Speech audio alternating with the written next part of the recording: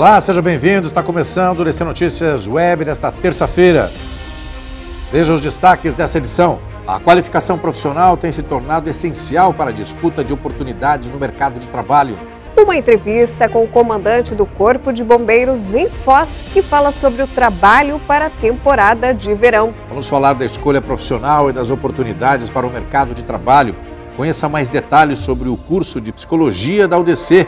10 de novembro de 2020, o DC Notícias Web já está no ar.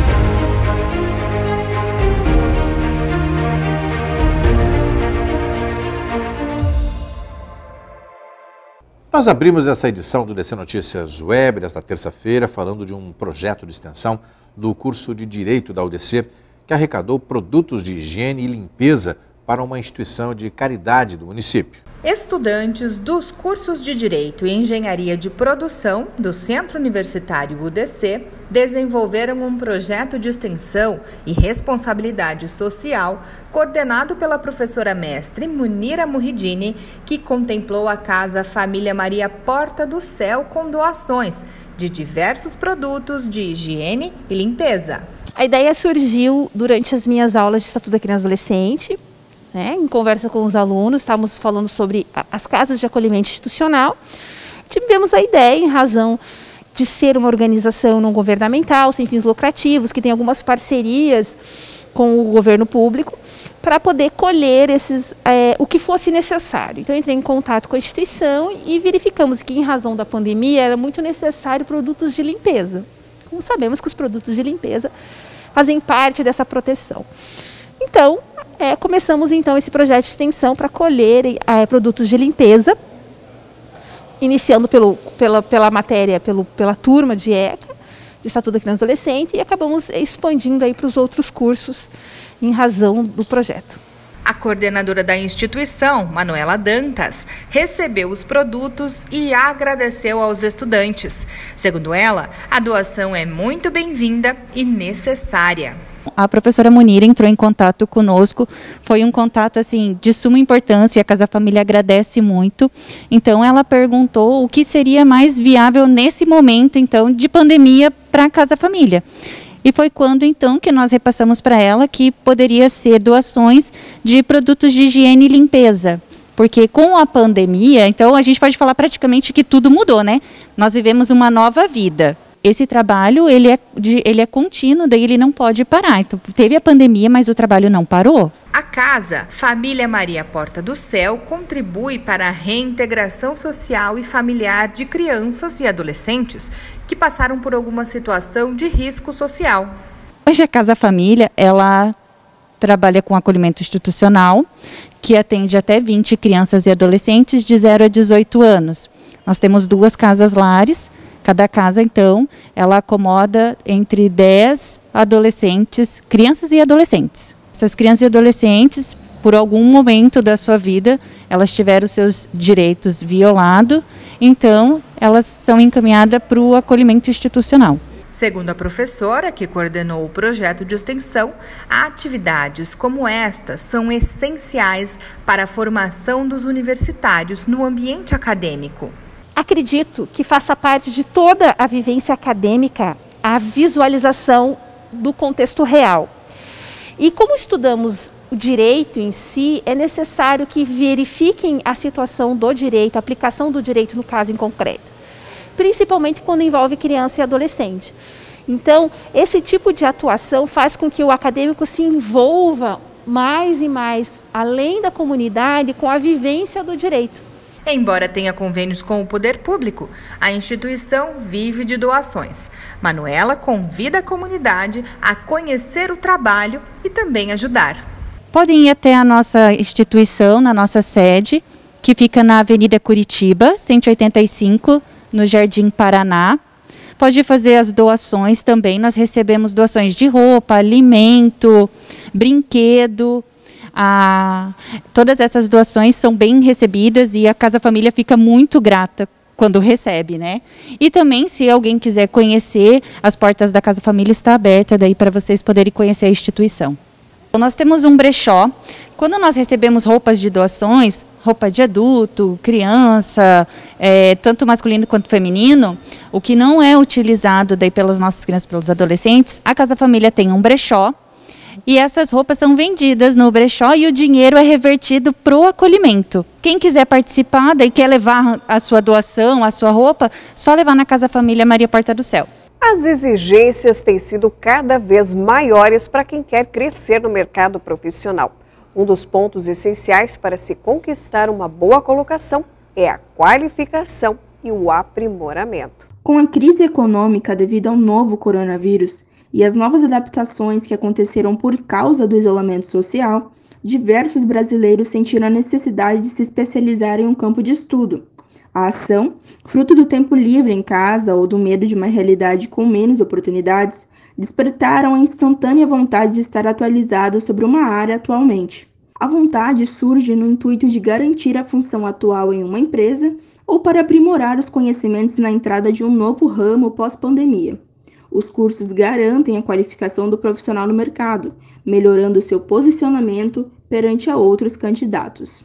Atualmente eu faço uma pós em controladoria e finanças e agora no meio do ano eu comecei uma outra especialização em assistente de recursos humanos também. Com a pandemia, com esse desemprego e tal que tá acontecendo no mundo todo, aconteceu comigo também, então mais ainda eu me sinto na obrigação de sempre estar estudando. Só a graduação, não é suficiente. Então, o mínimo para você começar numa empresa é você ter uma especialização, entende? E você ter uma noção de idiomas também. Geralmente, empresas com um porte maior, com uma quantidade maior de funcionários, enfim, elas investem mais nos próprios colaboradores. Então, elas dão cursos, dão treinamentos para o funcionário se integrar mesmo dentro da empresa, conhecer novos assuntos e tal. Então, isso é algo que varia muito de empresa para empresa, né? Empresas grandes investem, empresas pequenas muitas vezes não têm condições de estar investindo, mas sempre, na maioria das vezes, motivam e tal, os funcionários sempre estar buscando algo melhor, né? A partir de um levantamento de dados, a Cato Educação observou um aumento de cerca de 70% nas matrículas para cursos EAD, entre 21 de março e 6 de abril. Já o Instituto Nacional de Estudos e Pesquisas Educacionais Anísio Teixeira, o INEP, revela que 1,7 milhão de brasileiros realizou matrículas em cursos EAD, o que representa mais de 20% de todas as matrículas. A tecnologia, felizmente, permitiu essa chance, tanto para os que estão torcendo por uma nova vaga, quanto aqueles que almejam um cargo de liderança, e a opção à distância possibilitou o alcance fácil à qualificação profissional de forma prática e acessível a todos que buscam novas formas de conhecimento. Veja a seguir, bombeiros em Foz se preparam para a temporada de verão. Nós conversamos com o comandante do Corpo de Bombeiros, Major Antônio Schinda, principalmente sobre a questão dos afogamentos na região.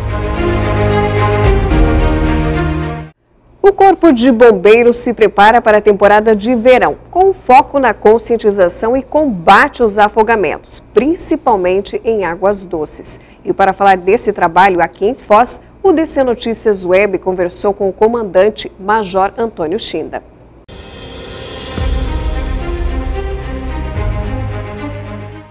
DC Notícias Web hoje falando sobre uma das instituições de maior credibilidade no Brasil e no estado do Paraná, não tem a menor dúvida que deve ser a líder em credibilidade pelas ações, pelo trabalho.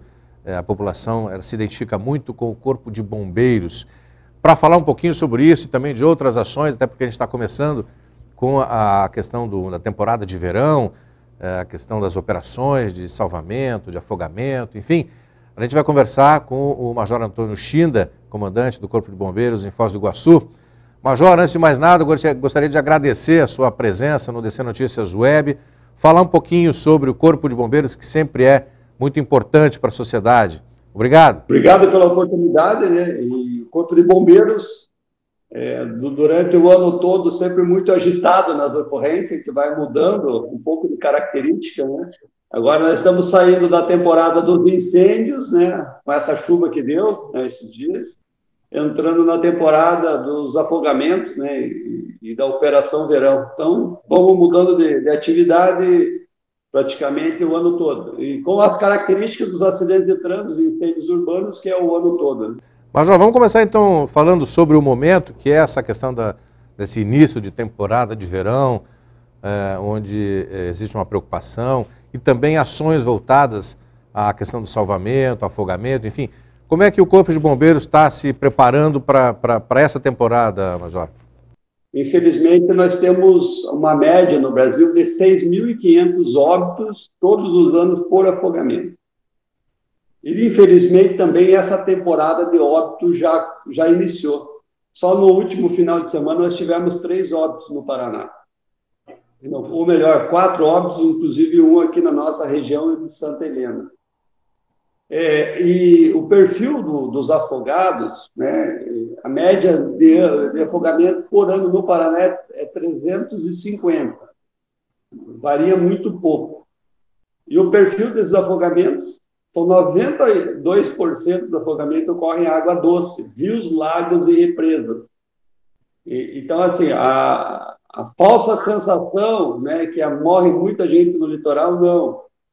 No litoral está mais em evidência, mais pessoas acompanhando, a mídia está cobrindo com mais intensidade. Né? E agora, o afogamento é uma doença silenciosa. Então, ela morre no rio, pessoas pobres que não têm acesso à piscina ou ao litoral, que vão banhar-se em rios e lagos, e demora muitas vezes para achar o corpo, né? Então a mídia mesmo também não dá muita importância, porque não tem essa resposta rápida da imagem ou da informação, que muitas vezes é demorado. E quando é localizado o corpo, né, ele já está num processo mais avançado de combustão, então tem que ser um enterro rápido, então é uma informação que ela vai se apagando com o tempo. Só que quando a gente começa a olhar para os números, nós começamos a perceber que é uma tragédia, né? É uma tragédia que, infelizmente, as autoridades públicas, né, de saúde, de defesa civil, de segurança pública ainda não incorporaram como um problema a ser resolvido, né? E o bombeiro, como a gente está diretamente ligado à atividade, tanto no serviço de guarda-vidas como no serviço de bombeiro de mergulho, nós conseguimos perceber, mas também de uma forma regionalizada, né? Então, assim, nós sabemos nossos problemas aqui na região, mas o problema da região de Londrina, Maringá, Ponta Grossa, muda um pouco a característica conforme o ambiente, mas são problemas similares que nós desconhecemos. Agora, quando a gente faz um estudo um pouco mais avançado e coloca esses números em gráfico, nós percebemos. Eu estou falando isso porque eu fiz isso. Eu fiz um estudo um pouco mais aprofundado. Eu estudei 5 anos os afogamentos do Paraná e desses 5 anos, né, os dados do DataSUS, eu analisei 1.772 casos de afogamento e desses eu peguei 650 como amostra e tracei o perfil do afogado do Paraná. E daí chegou nesses números, que 92% correm água doce, 90% do sexo masculino e com predomínio por crianças e adolescentes, né? E 36% com relação ao uso de álcool. Então, assim, é uma tragédia anunciada, né? E as pessoas que morrem afogadas, elas não têm a maioria não tem uma doença prévia, ela morre porque ela abusa, né, da sua atividade em meio líquido. Major, só para a gente entender, nas praias existe uma campanha maciça com relação aos cuidados necessários dos banhistas, enfim. Aqui, ou no interior, na cidade de interior, falta um pouquinho então mais de conscientização, de orientação, porque nós temos os pequenos rios, temos o lago, enfim, são locais onde as pessoas talvez julguem que seja de menos risco e aí por isso abusam um pouco mais e aí termina dando problema, é isso? O que acontece? A maioria das pessoas, elas desconhecem o risco ou elas subestimam os riscos, né? Principalmente adolescente, né, e jovem. Né? Então eles acham que nunca vai acontecer com eles. Mesma coisa o Covid, né? Eu nunca vou pegar o Covid. Acaba descuidando e é onde que começa a ter os problemas. E o rio, os rios, lagos e represas, eles têm uma falsa sensação de tranquilidade. Então, quando você vai entrar no mar, então o mar, a onda, ela te derruba, te joga para trás, né, meio que te impede de você entrar na parte funda. Né? Ou a parte funda, você com as ondas, você tem uma maior sensação de insegurança. Agora, no lago, não. Quando você entra no lago Itaipu, você está tranquilo porque a água está calma. Mas você dá 2, 3 passos para frente, você cai numa parte funda, tomou o primeiro gole de água, já entra no desespero, é onde que ocorre afogamento. Aqui no Rio Paraná ou no Rio Iguaçu é um rio de corredeiras. Então, a velocidade da água é muito grande. Então, quando conforme a variação do nível do rio, ele forma algumas piscinas naturais, né, nas lajes de pedra. Aí as pessoas vão banhar-se nessa piscina, você descuida, dá um passo para frente, cai numa parte funda com uma correnteza muito forte, que não tem condições dela arrastada rio abaixo, né? Tem os redemoinhos de água, então quando a correnteza da água bate na pedra, ela faz espumas, bolhas de ar, e essa espuma ela dificulta a sustentação de flutuabilidade.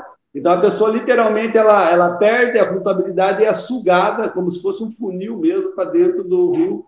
Então tomou o primeiro gole, daí dificulta ainda mais a permanência na superfície. Mas o senhor é um especialista nessa área de afogamentos, como o senhor mesmo já estudou bastante com relação a isso. E o senhor tocou num ponto importante, a questão do número de adolescentes e também a questão do álcool. Isso tem sido uma constante nos casos que o Corpo de Bombeiros vem atendendo?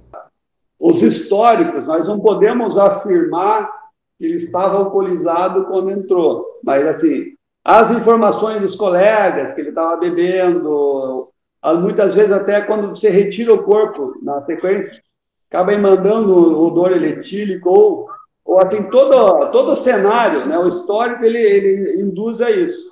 Então, no estudo científico, a gente colheu essas informações, né, e não só do meu trabalho, mas de outros trabalhos, ela dá uma média de 30% a 35%, né, dos adultos quando afogados com relação ao uso de álcool. Por exemplo, o pescador, quando ele vai pescar, normalmente ele leva uma garrafinha lá, né, ou cerveja ou uma cachaça.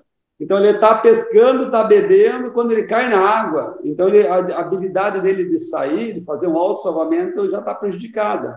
Ou com o álcool, ele perde a percepção de risco. O adolescente, ele está bebendo em grupo. Então, o que acontece? Eles fazem um desafio de natação, ou, de repente, ele quer mostrar que ele tem mais potencial do que o colega para poder ir e voltar, e é onde que ocorre a tragédia. Ele tenta ir, daí tem um problema físico, esse problema físico gera um problema psicológico, né? E daí ele se apavora, toma um pouco de água, daí começa toda a complicação do afogamento. Major, esse início de temporada de verão para o Corpo de Bombeiros já começou, ou ainda vai começar? Como é que vai ser essa prática do trabalho de vocês, da corporação? E qual é a abrangência disso tudo? Para onde que os bombeiros vão aqui de Foz do Iguaçu? Nós já começamos os preparativos. Tivemos um processo seletivo do nosso efetivo. Nós vamos mandar bombeiros para o litoral do estado e também vamos fazer a cobertura aqui da costa extremo-oeste. Então, assim, essa preparação, eles já fizeram o teste seletivo, já estão fazendo uma reciclagem, né? Por conta, né, nesse primeiro momento, e a semana que vem nós começamos a reciclagem, né, das técnicas de salvamento aquático para os guarda-vidas. Do mergulho nós já começamos, também preparando a equipe de mergulho, já faz mais ou menos umas 4 semanas que nós já iniciamos esse treinamento, inclusive amanhã vai ter treinamento teórico, justamente para deixar a equipe de mergulho preparada, para fazer uma resposta rápida em caso de um afogamento fatal e também fazer o autossalvamento, que a gente se preocupa muito com a segurança do bombeiro, justamente pela característica de risco que tem tanto a represa como os rios da região. Então, o risco do mergulhador sofrer um acidente de mergulho é muito grande. Então, por isso que a gente trabalha com protocolos internacionais, com equipamentos, né, de ponta, né, e também atualizando para que a equipe, né, ela esteja bem apta a fazer um serviço rápido e eficiente. Major, como é que essa a preparação dos bombeiros, dessa equipe de mergulho, por exemplo, como é que eles se preparam para atuar em casos de alguma ocorrência nesse sentido? O que eu estou fazendo aqui, eu estou ministrando essa reciclagem. É uma reciclagem, são mergulhadores que já atuam, né? Então, nós definimos as equipes, padronizamos o uso do equipamento, né? Porque o que acontece? Nós temos duas situações distintas. Primeiro, é o mergulho, a atividade da técnica de mergulho ser bem feita, né, dentro das normas internacionais de segurança. E segundo, é utilizar esse mergulho para fazer a atividade de busca aquática. É usar o mergulho para fazer o resgate ou a procura de um corpo debaixo da água. Então, é o segundo momento. E o terceiro, que é o mais crítico, é você fazer essa busca e esse mergulho com visibilidade zero. Então, aqui nós mergulhamos, passou de 5 metros de profundidade, apagou a luz. Aí, como que eu procuro, né, sem enxergar? Né? Daí nós treinamos com cordeletes, com técnicas de mergulho circular, semicircular, uma outra técnica de uso, que é a técnica do espelho, que é uma técnica guiada, né? Uso de sonar, de embarcações. Agora nós estamos trabalhando outras tecnologias que a gente possa usar para facilitar, né, a localização do corpo e o resgate. Então, a gente vai incorporando essas novas tecnologias, novas ferramentas, justamente para poder deixar a equipe mais segura e mais preparada. Major, por essas e outras atuações do Corpo de Bombeiros, assim como a questão do SIAT também, que sempre foi algo importantíssimo para a sociedade, é que a instituição tem assim um índice de credibilidade junto à população imensa, né? Por ações e pelo preparo, pelo atendimento rápido que o Corpo de Bombeiros dá à população, é que esses índices são tão altos, Major? O nosso foco sempre é atender bem a comunidade, da melhor forma possível. Então, nós não medimos esforços para dar a melhor resposta. E todo o recurso que nós temos disponível aqui, não só em Foz do Iguaçu, eu falo pelo Paraná, ele está à disposição para qualquer pessoa, independente do nível social, independente da nacionalidade.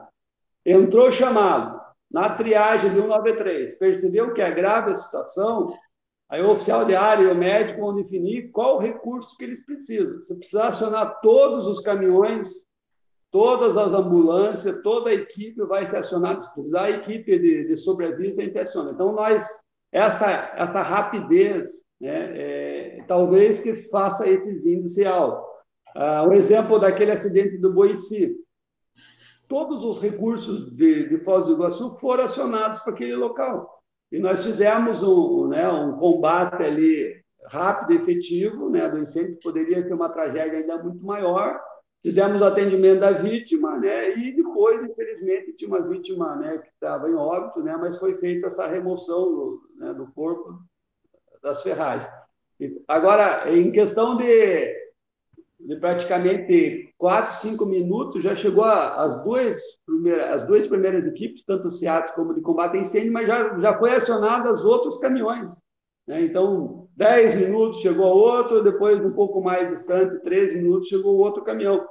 Então, nós distribuímos nossas equipes no terreno, então nós temos 3 postos operacionais, que é o Maracanã, São Francisco e Vila A. Então, no terreno nós estamos distribuindo, nós temos o quartel administrativo, que pode ser usado em apoio. Todo efetivo administrativo, né, eles tiram o serviço, né, uma escala por mês do serviço operacional para manter o vínculo, mas também pode ser usado a qualquer momento, né? E temos trabalhado também em apoio a outras instituições. O ano passado nós mandamos efetivo nosso para a Amazônia, no incêndio Amazônia. Esse ano mandamos equipes para o Pantanal, de tal forma que a gente troca informações, né, com instituições de outros estados, né? Trabalha com aeronave, trabalha com outros equipamentos, né? Isso também tem fortalecido a nossa estrutura aqui do novo grupamento de bombeiros. Major, tem alguma operação, tem algum treinamento especial, até que o senhor comentou que vão treinar, enfim, que o Corpo de Bombeiros vai realizar nos próximos dias? Nós temos amanhã uma palestra, né? Inclusive o senhor está convidado, né, para conhecer o programa que nós estamos implantando aqui, que é o programa Município Mais Resiliente de Afogamento.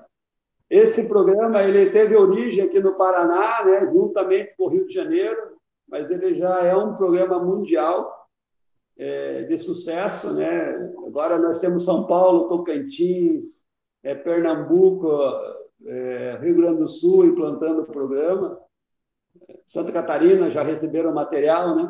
Então, assim, o objetivo qual que é? É mostrar, falar um pouquinho do programa. Como o afogamento ele corre no município, então o prefeito é o chefe do município e da Defesa Civil no município.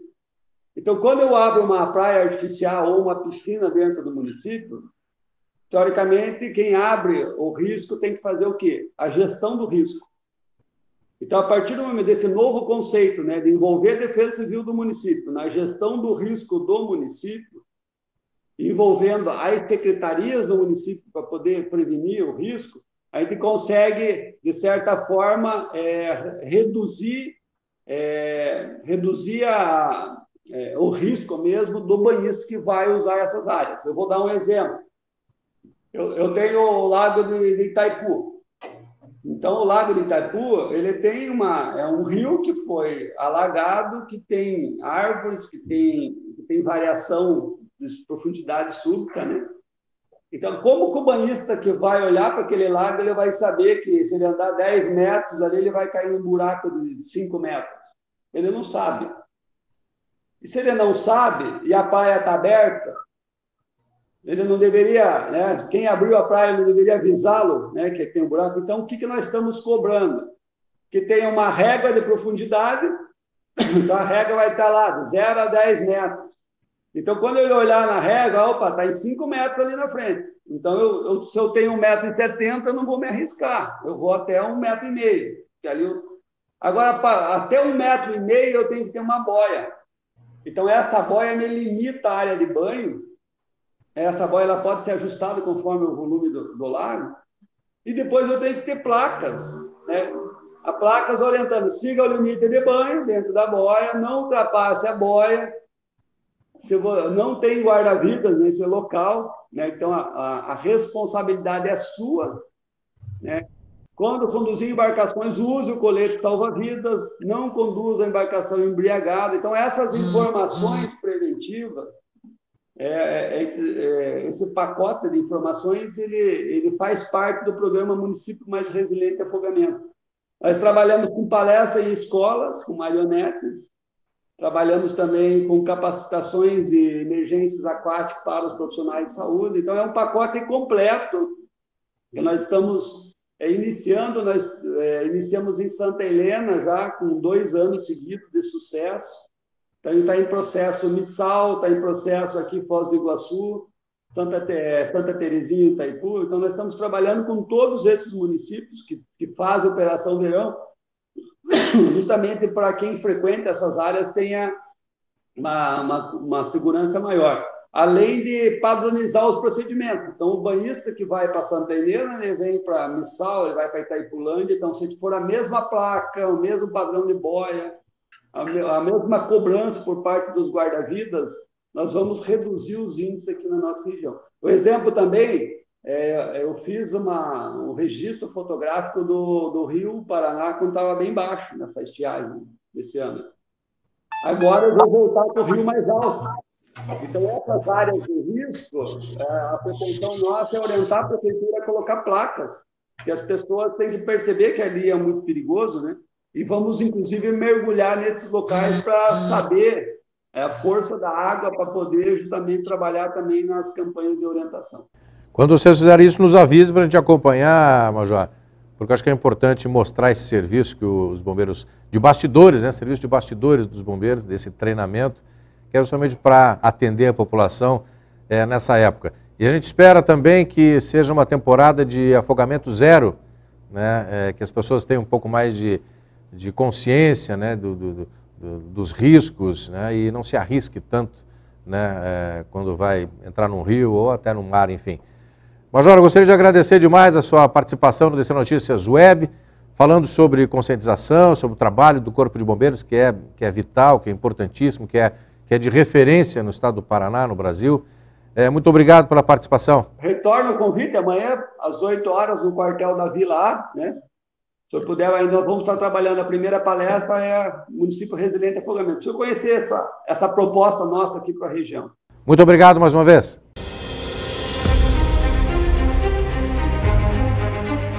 Veja a seguir qualificação profissional, o vestibular da UDC no próximo dia 28 de novembro.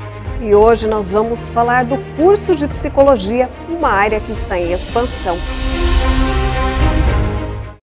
O UDC Notícias Web está realizando uma série de entrevistas com os coordenadores dos cursos da UDC sobre o vestibular do próximo dia 28 de novembro. Hoje o bate-papo é sobre o curso de psicologia com a coordenadora, a professora doutora Mônica Mombelli.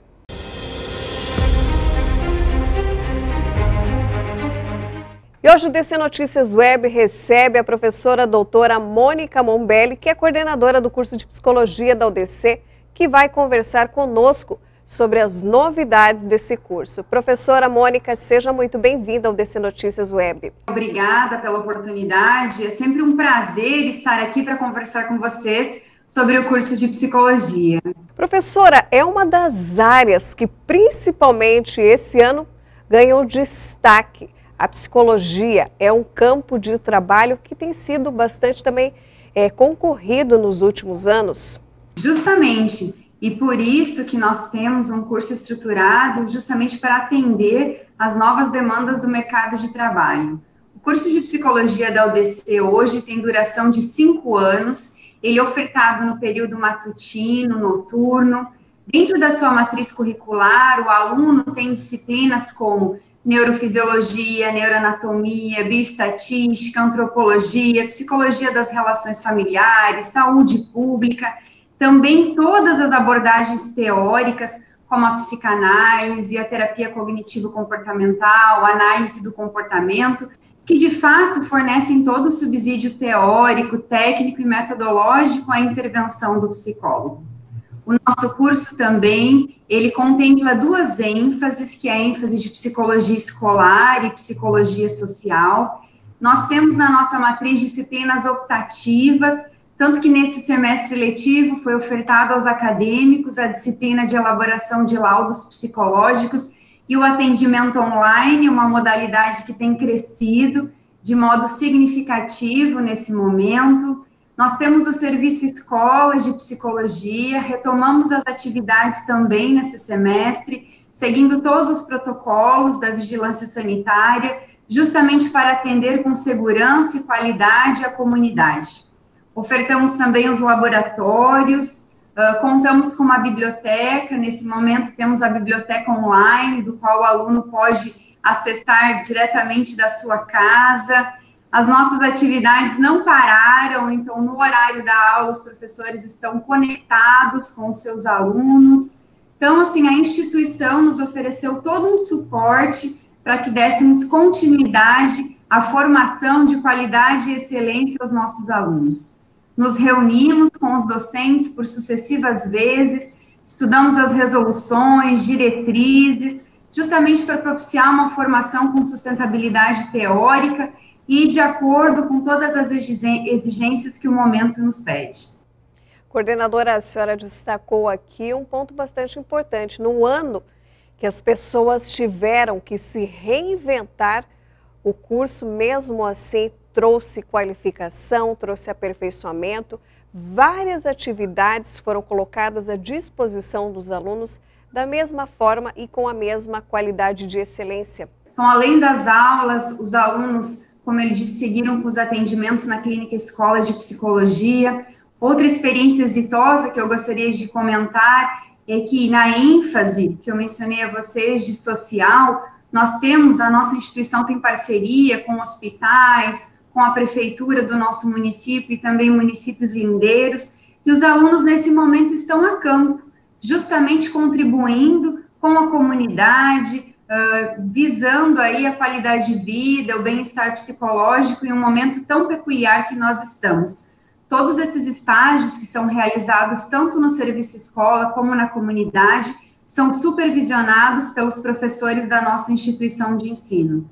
Também tivemos palestras, as palestras nacionais, tivemos o nosso congresso, que foi um êxito no que tange a participação de acadêmicos, egressos e também demais colegas psicólogos. Além dessas atividades, o curso de psicologia tem projetos de extensão, temos pesquisas e constantemente estamos envolvendo os alunos em diversas atividades que de fato contribuem à formação. Professora, a senhora comentou um ponto bastante importante, não só nesse ano, mas todo o período da faculdade, que é a praticidade. Esse ano, com um papel bastante relevante, essa praticidade para os alunos de psicologia, que puderam atuar de uma maneira bastante importante nesse cenário vivido em todo o mundo, que é a pandemia. Isso mesmo. Nós temos, teoricamente, dado suporte em uma das disciplinas, que essa disciplina é optativa de atendimento online, algumas práticas têm sido feitas, e eu acho importante contextualizar a importância da profissão da psicologia nesse momento. Veja, a OMS tinha uma projeção que em 2020 a depressão seria a maior causa de incapacitação do mundo, e nós estamos em 2020 justamente nesse cenário de pandemia. Então, a nossa profissão se fez de fato essencial à população. Temos as pessoas doentes, temos as pessoas que estão preocupadas com a situação, que vivem o distanciamento social, o isolamento.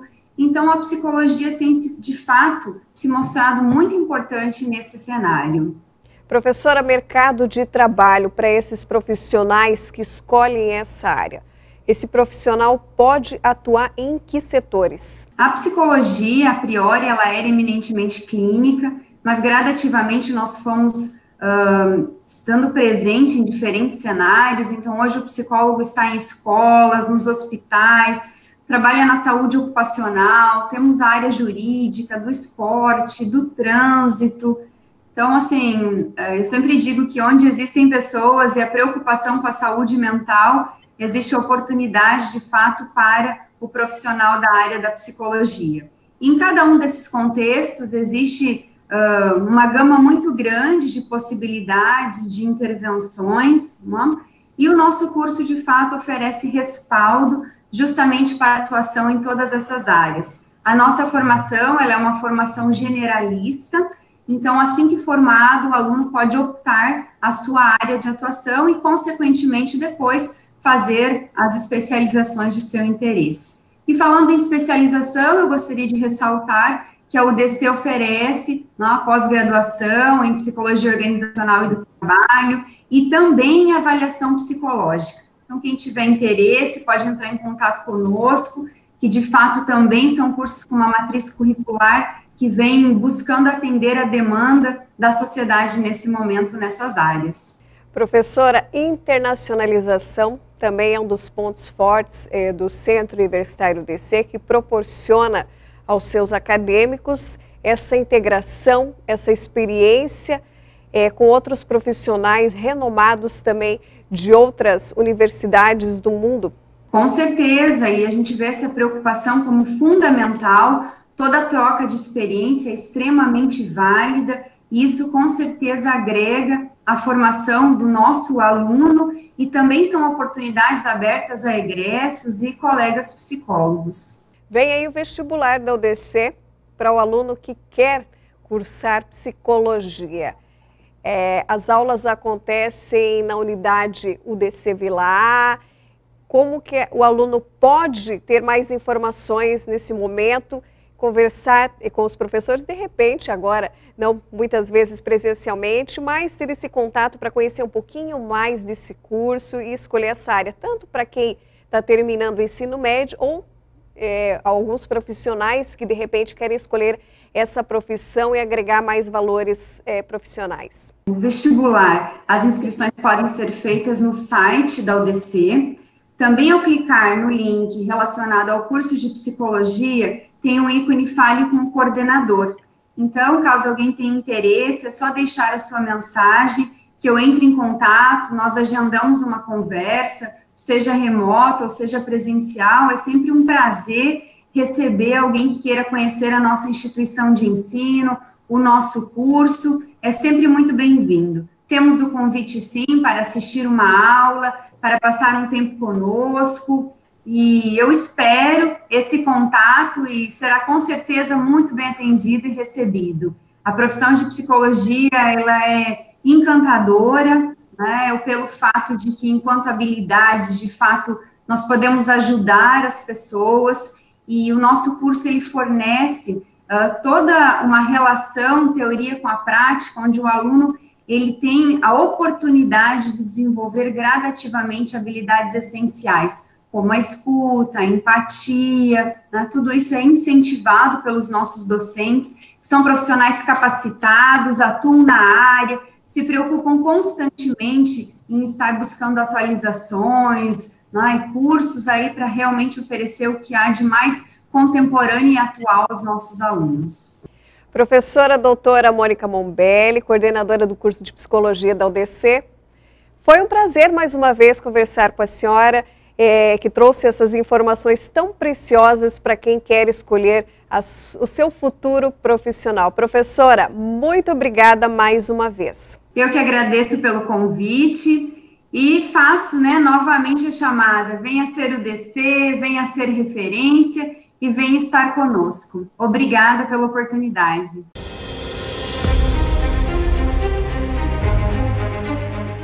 E o UDC Notícias Web desta terça fica por aqui. Nós voltamos amanhã. Eu te convido a compartilhar, curtir as nossas publicações em nossas redes sociais oficiais. Obrigada mais uma vez pela sua companhia e até amanhã. Até lá.